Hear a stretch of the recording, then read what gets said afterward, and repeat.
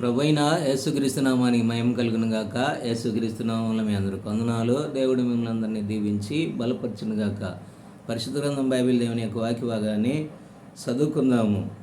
కీర్తనల గ్రంథము 27వ అధ్యాయము 13వ వచనంలో ఉన్న వాక్య భాగాన్ని చదువుకుందాం. కీర్తనలు 27:13. సజీవుల దేశమున నేను యెహోవా దయను పొందుదునన్న నమ్మకము నాకు లేని ఎడల నేనేమవుదును? ప్రభువైన యేసుక్రీస్తు నామానికి మహిమ కలుగును గాక. ఏంటి బిడ్డలారా, ఈ యొక్క దేవుని యొక్క వాక్య అర్థమేమి?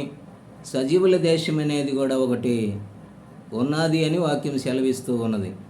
మరి ఆ సజీవ దేశంలో నువ్వు కూడా ఉండాలి అంటే, సజీవ లెక్కలో దేవుడు నిన్ను లెక్కించాలి అంటే ముందు నువ్వు దేవుణ్ణి నమ్ముకోవాలి. ప్రాముఖ్యంగా నీ పాపాలని ఒప్పుకోవాలి, క్షమాపణ పొందాలి. ఇక్కడ భక్తుడైన మరి కీర్తనకారుడు మాట్లాడుతున్న మాట ఏమేనంటే 27వ కీర్తన 13వ వచనములో, సజీవుల దేశమున నేను యెహోవా దయను పొందుదును అన్న నమ్మకము నాకు లేని ఎడల నేనేమవుదును? నిజంగా ఆ సజీవుల దేశంలో ఆయన ఉంటాడని ఒక నమ్మకము కలిగి ఉన్నాడు. ఈనాడు నీవు నేను సజీవుల దేశంలో ఉండాలి అంటే ఆ నమ్మకం నీకు నాకు మనందరికీ కలిగి ఉండాలి.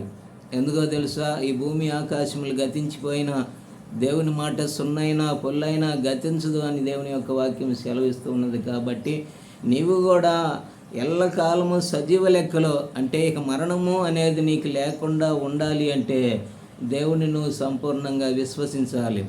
విశ్వాసంతో దేవుణ్ణి నమ్మినప్పుడు నువ్వు ఒకవేళ చనిపోతే నీకు వచ్చేది మరణము కాదు, కానీ అది విశ్రాంతి అయి ఉన్నది. నిజంగా నిన్ను సజీవుల దేశంలో ఉంచాలి అంటే దేవుణ్ణి సంపూర్ణంగా నమ్ము.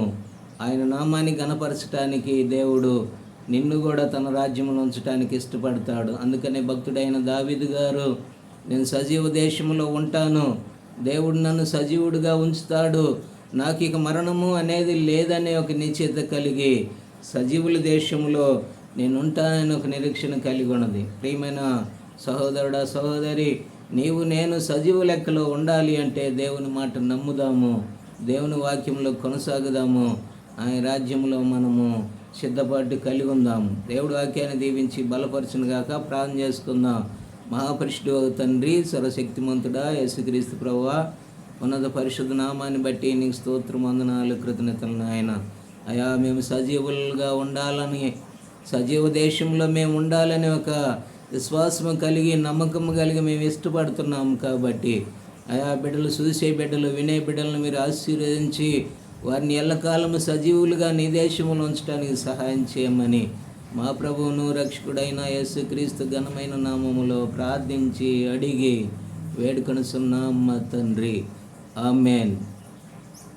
దేవుడి బిడ్డలారా, ఈ వీడియోని లైక్ చేయండి, షేర్ చేయండి, ఈ పరిచర్య కొరకై ప్రార్థన చేయండి. ఆమేన్.